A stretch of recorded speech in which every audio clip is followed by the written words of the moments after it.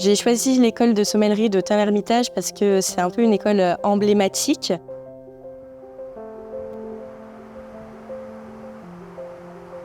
Premier point déjà positif, c'est qu'elle est vraiment au plein cœur du vignoble, donc de l'Hermitage. On a vraiment l'opportunité de pouvoir aller visiter les vignerons. C'est une formation en 2 ans, en formation continue. Ça nous permet de voyager, de découvrir d'autres vignobles. Et pas uniquement le vignoble français, c'est-à-dire qu'on va vraiment s'élargir sur beaucoup de vignobles étrangers.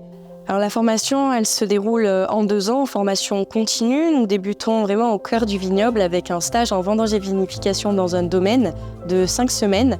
Après, nous réintégrons les cours avec des mois de cours où nous apprenons le service du vin, les vignobles français. Sur les 2 ans, nous avons au total 10 mois de stage qui nous permettent réellement de voyager, mais également d'intégrer de très belles maisons. On travaille aux côtés de grands chefs sommeliers dans des lieux exceptionnels.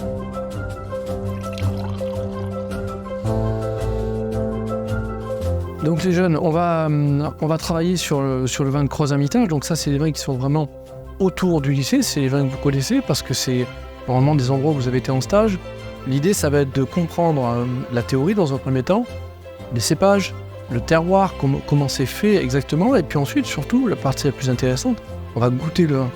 Et c'est en le goûtant qu'on va essayer de comprendre sa structure en bouche et surtout, qu'est-ce qu'on va pouvoir servir avec. La Cormeille vin, c'est là que ça va prendre son envol.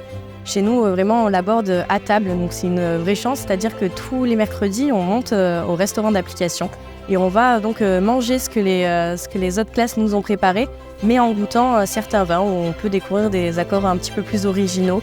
Et c'est vraiment un bon moment entre nous aussi et ça nous permet de partager un peu plus sur le ressenti et pas sur le côté vraiment formel scolaire. Le conseil, c'est en fait 2 choses, c'est d'être passionné par ce qu'on fait. Si on est passionné, ça veut dire qu'on n'aura pas besoin de travailler plus tard, parce que c'est un métier passion, c'est quand même assez magnifique.